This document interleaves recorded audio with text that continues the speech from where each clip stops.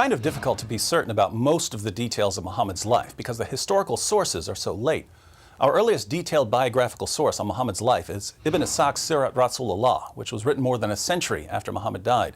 And we don't even have what Ibn Ishaq actually wrote. We only have an edited version by Ibn Hisham. And Muslims don't even pay much attention to Ibn Ishaq. The sources they used to learn about Muhammad, their main hadith collections, were written 2 to 3 centuries after he died. So we're dealing with some very late material. But if we take the Muslim sources at face value, the story of Muhammad's life goes something like this.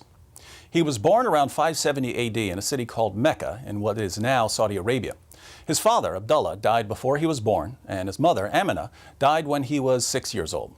After the death of his grandfather, Muhammad was raised by his uncle, Abu Talib, leader of the Banu Hashim clan.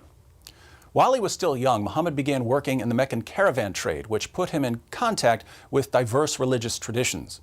When he was 25, he married a wealthy widow, Khadija, who was 15 years older than he was. With more leisure time, Muhammad developed the habit of retreating to a cave on Mount Hira for prayer and reflection, as was common for the polytheists of the Meccan Quraysh tribe.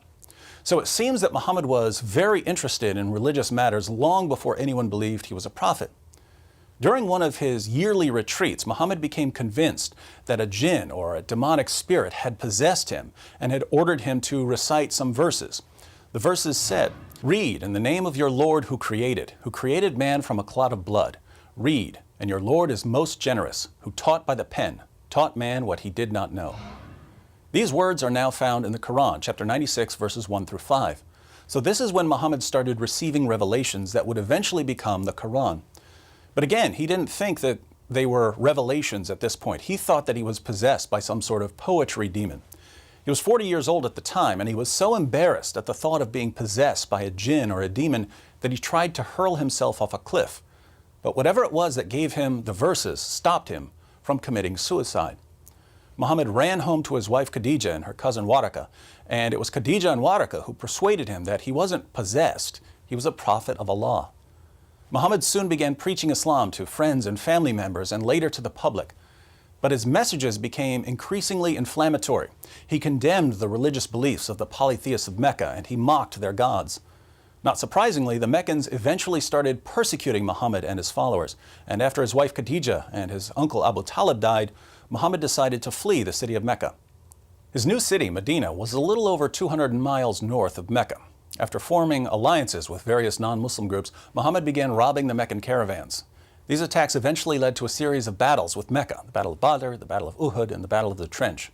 As war booty poured in, so did new converts.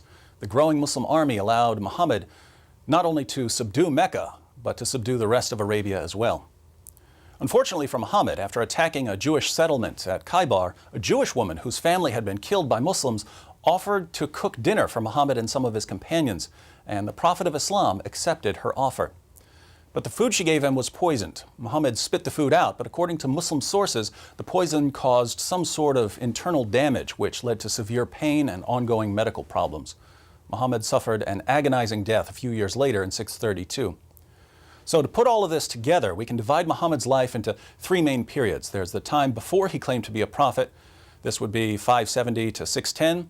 There's his time in Mecca after he claimed to be a prophet. This is 610 to 622. And there's his time in Medina as a prophet. This is 622 until his death in 632.